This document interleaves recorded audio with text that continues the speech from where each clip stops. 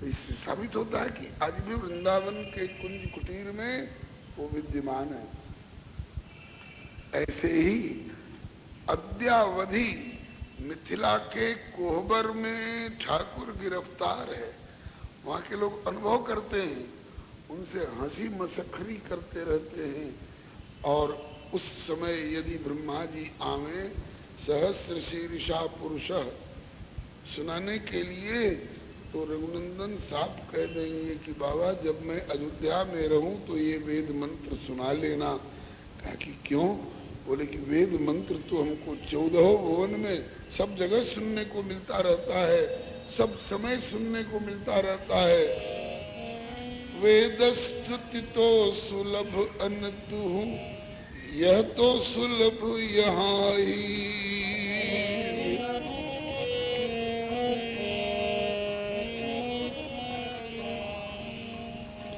यह रस स्वाद मधुर गारी को और ठोर कहूं नहीं।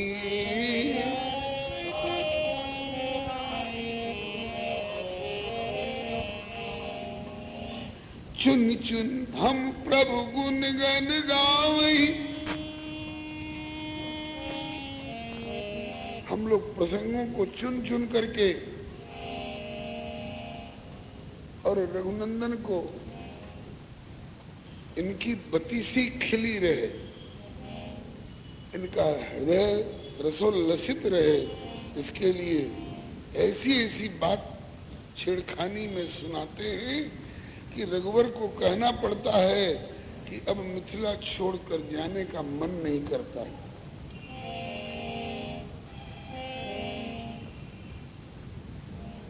तो ये विशेषता है मिथिला की। रघुनंदन यहाँ अद्यावधि विराजमान है। अजहू नित्य विल सत कोहबर में नित्य किशोर किशोरी, उदय अस्त से रहित नित्य सत्य सनातन जोड़ी। आज ये मिथिला के कोहबर में विराजमान है। मिथिला के रसिकों को दिखाई पड़ते हैं। आप कहेंगे कि हमको कहाँ दिखाई पड़ते हैं? तो इस संदर्भ में कहा गया है कि मिथिला बिन नाते नहीं दरसे, बिना संबंध के दरसती नहीं है मिथिला। आप मिथिला भाव संबंध से अनुभव करिए। श्री सरकार स्वामी दिन रात अनुभव करते रहते, जिनकी पुण्य स्मृति में यह महोत्सव मना करता है, वे दिन रात मिथिला रस में डूबे रहते और अपने इर्द गिर्द के रसिकों को डुबाए रहते। हमें श्री गुरुदेव की कृपा से उनका दर्शन हुआ था, बड़ा आनंद आया किंचित दर्शन से ही। अस्तु।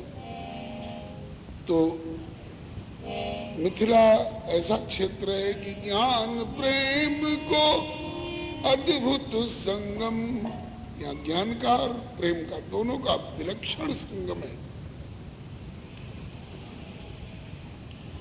और यहाँ की दूसरी विशेषता मंथन होत सतत निगमागम, यहाँ मंथन होता रहता है। मंथन के कारण ही इसका नाम पड़ा है मिथिला। मंथनात् मिथिला, मिथिलो मथनात् जातः, मंथन के द्वारा ही मिथिल का जन्म हुआ। मिथिलो मथनात् जातः, मिथिला येन निर्मिता, जिनने मिथिला का निर्माण किया, जिनने मिथिला को सजाया।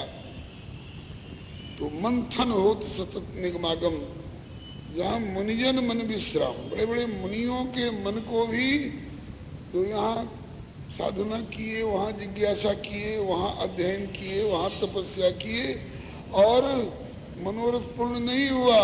और कहते हैं कि मिथिला में आए तो जनक जी के यहाँ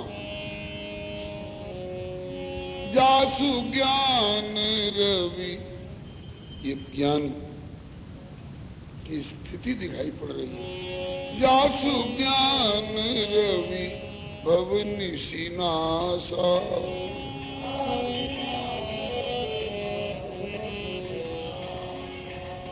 वचन किरण मुनि कमल विकासा।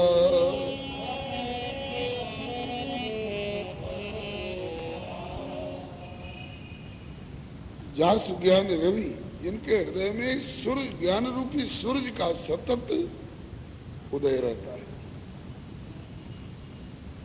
जासु ज्ञान रवि भव निशिनाशा, भव रूपी घोर तमोमयी रात्रि अन्यत्र बनी रहती होगी, लेकिन मिथिला में आकर जनक जी के सामने जो बैठ गया उसकी भव रूपी रात्रि का विनाश हो गया। उसके यहाँ उदय ही उदय, अस्त का कोई काम ही नहीं। जासु ज्ञान रवि भव निशिनाशा, कैसे मालूम हुआ? बोले जिनके वचन किरण। हृदय में ज्ञान अगर है, मस्तिष्क में ज्ञान अगर है, तो कैसे पता चलेगा कि इनके भीतर ज्ञान रूपी सूर्य विराजमान है? बोले वचन किरण। उनके वचनों से पता चल जाता है कि हाँ ये ज्ञानी है। ज्ञानी ही नहीं है, ज्ञानी शिरोमणि है, क्योंकि इनके दो शब्दों से मुनि कमल विकासा, मुनि रूपी कमल विकसित हो जाते हैं। ये ज्ञान की स्थिति है मिथिला की। तो ज्ञान प्रेम को अद्भुत संगम,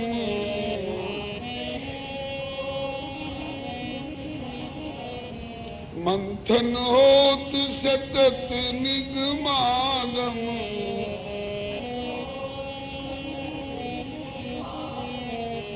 मुनि जन मन विश्राम धरणी को टीको है।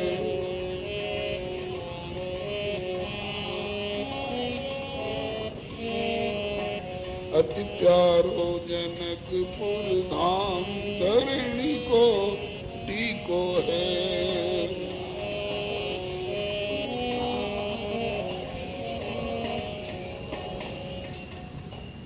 वहां की भूमिका इतनी बढ़िया है कि श्री आदि शक्ति जय जग उपजाया, आदि शक्ति छवि निधि जग मूला, उद्भव स्थित संहार कारिणी क्लेश हारिणी सर्वश्रेयस्करी जानकी ने जिसे अपने जन्मभूमि के रूप में अपनाने के लिए पसंद किया। जहाँ प्रगति श्री जनक नंदिनी,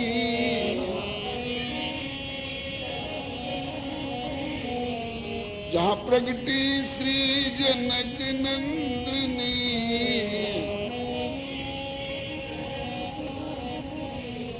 प्रणत जनन हित भव निकंदनी, प्रणत पूरक जन मन काम धरणी को टीको है।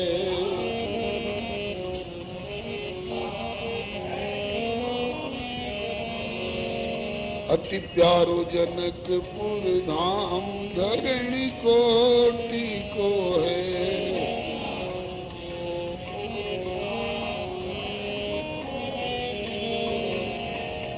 जहाँ श्री जनक नंदिनी प्रकट हुई, जो प्रणत यानी प्रकर्षण इनके चरणों में जो नत हो जाते हैं, उन लोगों के भव को निकंदन कर देने वाली है। अब पुनरपि जननम पुनरपि मरणम का चक्कर नहीं रहेगा जो जानकी के सन्मुख प्रणत हो जाए।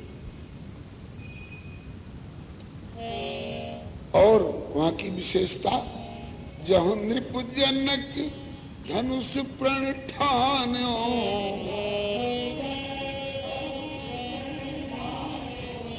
जहाँ मुनि कौशिक को मन मान्यो,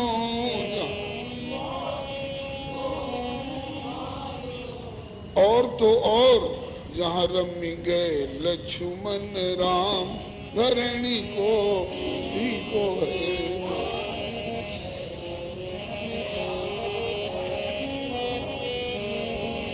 अति प्यारो जनकपुर धाम धरणी कोटि को।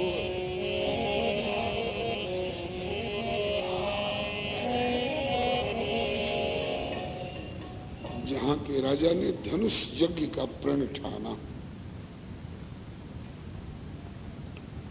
इसके अलावे विश्व में कहीं धनुष यज्ञ आपने सुना होगा? अश्वमेध यज्ञ सुना गया होगा, राजसूय यज्ञ सुना गया होगा, महारुद्र यज्ञ सुना गया होगा, सतचंडी यज्ञ सुना गया होगा, लेकिन धनुष यज्ञ सुन करके और की कौन कहे? स्वयं यज्ञेश्वर कहलाने वाले भगवान श्री राम चौंक गए हैं। धनुष यज्ञ न कहीं वेद में चर्चा, न कहीं पुराण में चर्चा। ये धनुष यज्ञ कैसा? धनुष यज्ञ सुनी रघुकुल नाथा,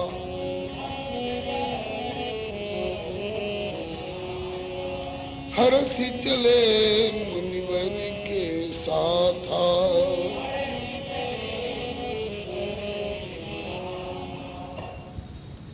गुरुदेव, हमने अश्वमेध यज्ञ, राजसूय यज्ञ, महाविष्णु यज्ञ, महालक्ष्मी यज्ञ, सतचंडी यज्ञ और महारुद्र यज्ञ तो बहुत सुने हैं, लेकिन धनुष यज्ञ तो कहीं पढ़ने सुनने को नहीं मिला। कहा कि लाल जी, वेद जो है ना, ये त्रैगुण्य विषयक वर्णन करते हैं,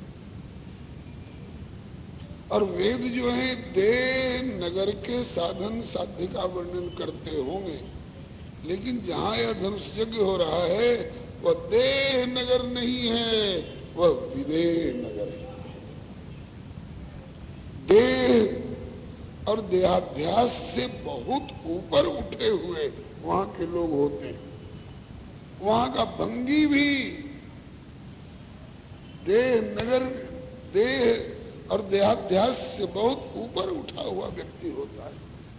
वहां के तोता मैना भी स्वतः प्रमाणम परतः प्रमाणम, वेद स्वतः प्रमाण है कि परतः प्रमाण है, इसकी चर्चा जहां के तोता मैना भी आपस में करते रहते हैं।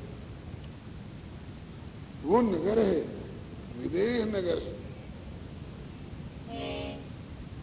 विदेह नगर की दूसरी विशेषता, ब्रह्मा जी जनकपुर में आवे और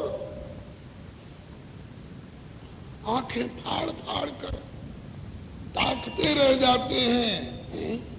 ये खंबा मेरा बनाया हुआ तो नहीं मालूम होता है, ये मंडप और मंडप की एक एक वस्तु मेरी रचना में से तो यहाँ कुछ भी नहीं दिखाई पड़ रहा।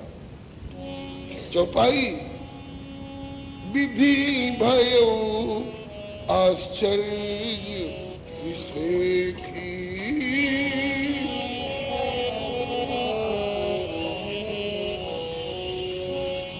क्योंकि निज करनी कछु कतहु न देखी।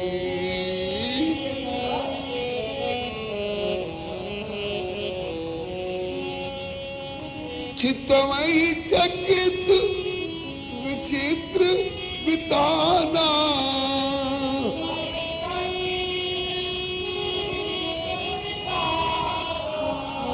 रचना सकल अलौकिक नाना।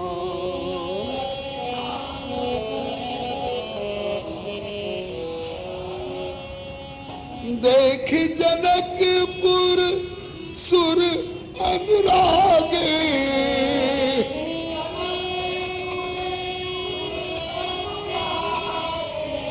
निज निज लोक सबई लघु लागे।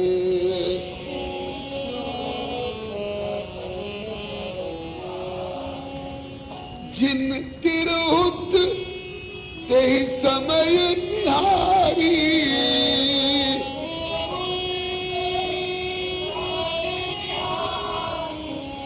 तेहि लघु लगई भूमि भुवन 10 चारी।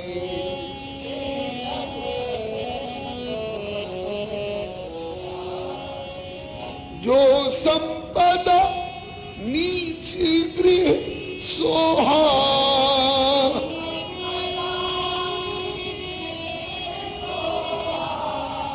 सो विलोकी सुरनायक मोहा।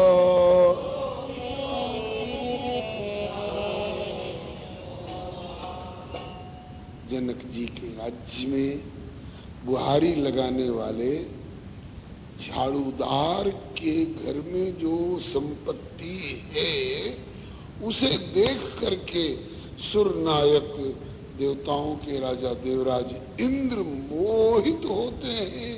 अरे मैं अमरावती का राजा कहलाता हूँ, मैं भूलोक भूवर्लोक स्वर्गलोक का मालिक कहलाता हूँ, और मेरे पास तो यहाँ का एक पत्ता भी नहीं दिखाई पड़ता है, यहाँ का एक फूल फल, यहाँ का कोई भी वैभव, काश मेरे पास यहाँ का कोई भी वैभव का किंचित कण भी होता तो मेरा स्वर्ग और न जाने क्या हो गया होता। ये है मिथिला की विशेषता। श्री जनक जी ने धनुष यज्ञ की प्रतिज्ञा ठानी है।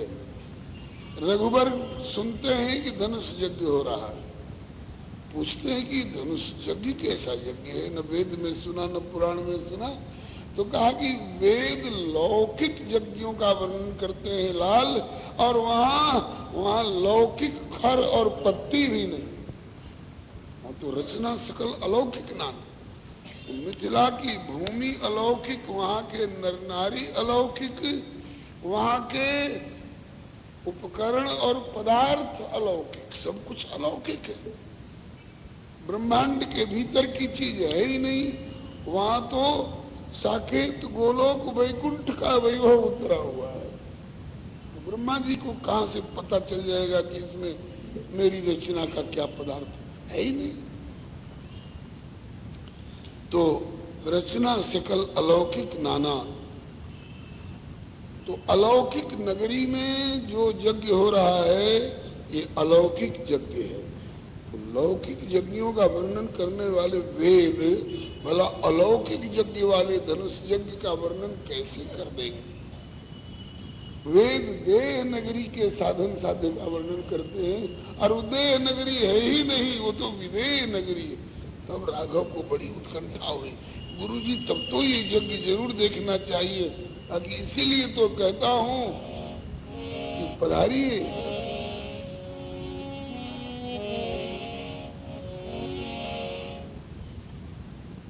तब तो जरूर चलेंगे गुरुदेव, लेकिन एक बात का संकोच हो रहा है।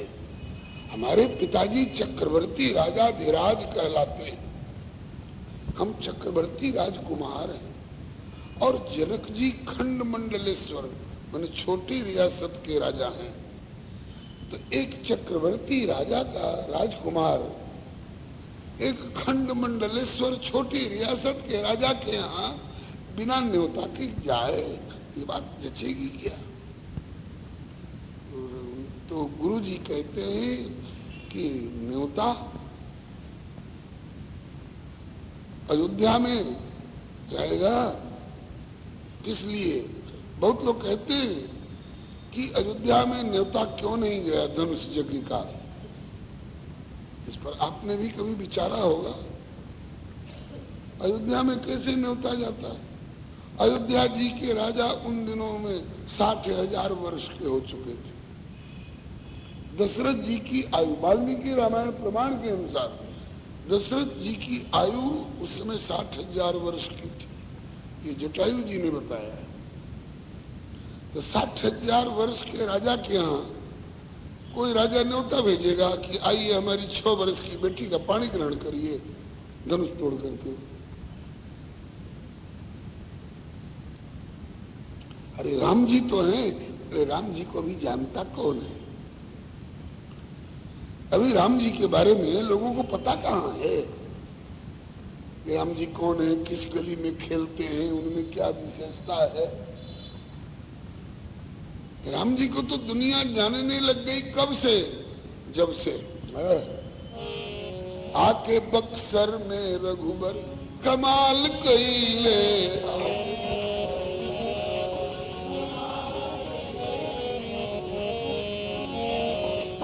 कमाल कईले हो, कमाल कईले आके बक्सर में रघुबर।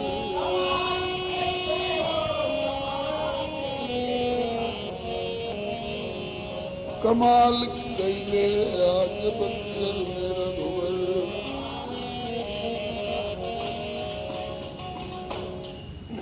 बक्सर में तो आकर रघुबर ने कमाल कर दिया, लोकोत्तर कार्य कर दिया। कमाल माने लोकोत्तर कार्य, विलक्षण पौरुष प्रकट किया। क्या कहा कि ताड़िका के मार के, ताड़िका को मारना कोई साधारण काम था। देवराज इंद्र की भी हिम्मत नहीं पड़ती थी कि वज्र लिए हुए और ताड़िका के सामने पहुंच जाए, भाग चलते थे। और उस ताड़िका को एक बाण में, और वो भी बाण साकेत गोलोक वाला सारंग बाण, धनुष बाण नहीं जी, वो तो भी परशुराम बाबा के पास था। जनकपुर में जाएंगे, धनुष तोड़ेंगे, जयमाला पड़ेगी, परशुराम बाबा आएंगे और पहले जांच पड़ताल करेंगे, राम जी की नब्ज टटोलेंगे कि ये कौन है। और जब राम जी बताएंगे, बाबा अरे बतिया मत बिगाड़ी, बात बन गई है, बिगाड़ी मत, हमारा छतिया और निहारी।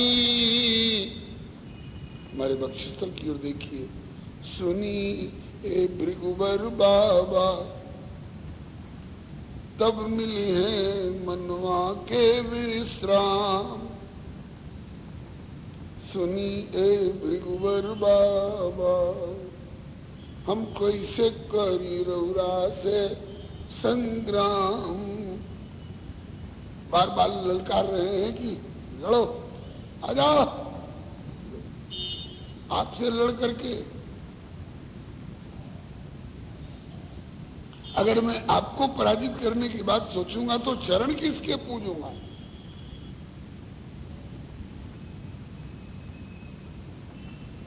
तो छतिया की ओर क्यों दिखा रहे हो? कहा कि लागल बाटे मोहर, इस पर मोहर लगी हुई है। कैसी मोहर भाई? लागल बाटे मोहर रउरा पूर्वज के धरोहर, आपके पूर्वज भृगु जी के चरण चिन्ह की धरोहर अन्यत्र कहीं नहीं मिलेगा।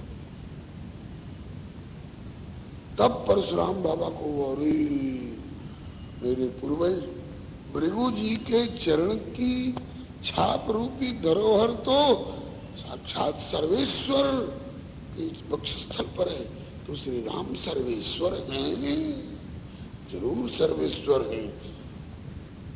जाके देखा छाती की ओर, ओहो आप तो सर्वेश्वर हैं। ये तो धनुष सारंग आपका है प्रभु।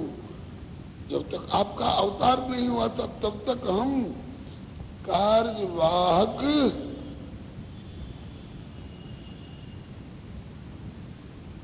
प्रभारी के रूप में काम चला रहे थे। अब आप आ गए, अब अपना सारंग संभालिए। परशुराम जी ने देख राम बल निज धन दीना, करिबहु विनय गमन बन की। ये सारंग धनुष तो बाद में मिलेगा। अभी ताड़का के साथ जो मुठभेड़ हुई है, उस समय रघुनंदन बचपन में जो खेला करते थे जिस धनुष से, वो धनुष लेकर के आए और उसी के द्वारा एक बाण में ताड़का को सदा के लिए धराशायी कर दिया। ताड़िका के मारी के और सुबाहु के जार के, ताड़िका के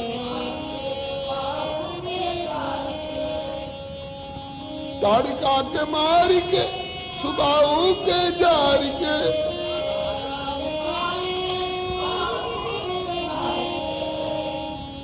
दूर दूर उग्र उग्रवाद के बउआल कैले आके रघुवर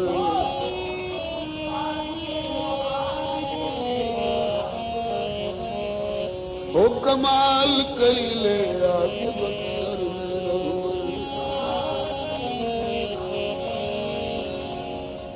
बिना फर के बाण से मारीच ऐसन नीच के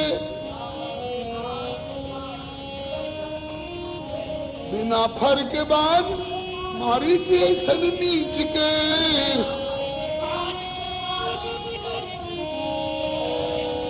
समुंदर पार फेंक के बेहाल कैले आके बक्सर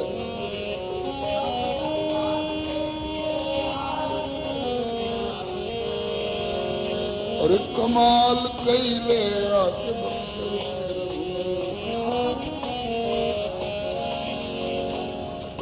यज्ञ करवाई के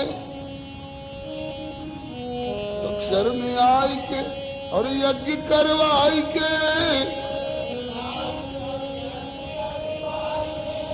ऋषि मुनि गण के निहाल कैले आके बक्सर में रघुवर ऋषि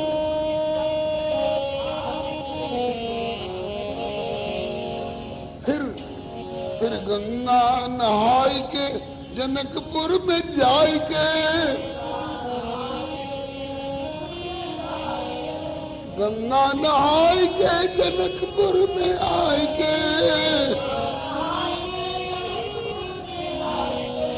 धनुहा के तूर ससुराल कैले आके बक्सर में रघुवर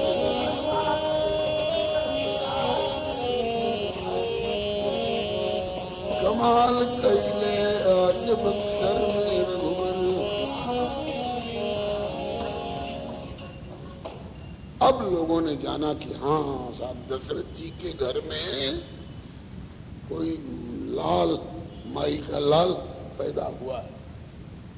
अभी तक कौन जानता था श्री राम जी को और लक्ष्मण जी को। ये तो बक्सर की महिमा है जो सारी दुनिया भर के लोग जान गए।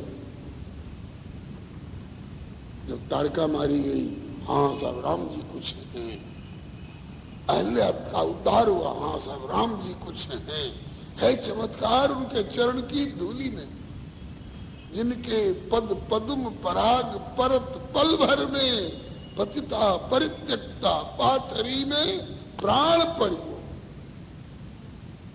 ऐसे प्रभु राम की भगवत्ता में संदेह जाको तो समझो वाकी बुद्धि के विधाता धूर धरियो। अब जाना लोगों ने, हाँ साहब दशरथ नंदन भी कुछ हैं। आज मिथिला की महिमा बताई जा रही है। इसके पहले मिथिलानियां दावा करती हैं अवतार बहुत हुए। मत्स्य अवतार हुआ, कच्छप अवतार हुआ, नरसिंह अवतार हुआ, वामन अवतार हुआ, परशुराम अवतार हुआ। यही पहले के अवतार। लेकिन कोई माई का लाल दिखा तो देख कि किसी अवतार में इनके माथे पर मोर और सेहरा चढ़ा हो।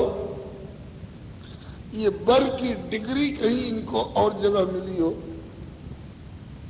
धन्य मिथिला जो आप वर की डिग्री पा गए।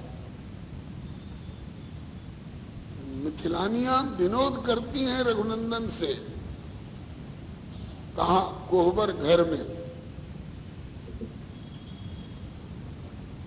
वर कौन, वर कौन, ये कहाँ फैसला होता है? बोले कोहबर, कोहबर नामक एक कमरे में। करह वाले बाबा कहते थे कि इस घर का नाम कोहबर क्यों रखा गया? तो कहा कि वो तो नाम ही बता रहा है, को है वर। वर कौन है? वर मने श्रेष्ठ, वर मने दूल्हा और वर मने श्रेष्ठ। राम जी कहते हैं वर मैं हूं और कन्या किशोरी जी हैं। तो कहा कि हाँ दूल्हा अर्थ में वर जरूर हैं आप, लेकिन वर माने श्रेष्ठ, भृगुवर, रघुवर, श्रेष्ठ अर्थ में हमारी किशोरी जी श्रेष्ठ। तो गजब का तर्क दे रही हैं आप लोग। ऐसा कैसे मान लिया जाएगा? जब वर मेरी संज्ञा है और वर का अर्थ श्रेष्ठ होता ही है, तो वर मैं हूं और श्रेष्ठ मैं हुआ, फिर सियाजी श्रेष्ठ है, ऐसा कैसे कह रही है आप लोग? मिथिलानियों ने कहा कि वर हुए आप, पहले वर नहीं थे। और वर कब से हुए? जब से हमारी सिया जी ने वरमाला पहराई, उसके पहले कहाँ वर हुए? आज भी व्यक्ति वही है, कितनी विशेषताओं से विभूषित रहे। बहुत सुंदर है, बहुत पराक्रमी है, बहुत विद्वान है, बहुत ऊंचे ओहदे पर कम्पीट करके पहुंच गए हैं, बहुत बड़ी पदवी पा गए हैं, लेकिन सब होने पर भी जब तक किसी कन्या के साथ विवाह की चर्चा नहीं आएगी, तब तक वर हो ही नहीं सकते।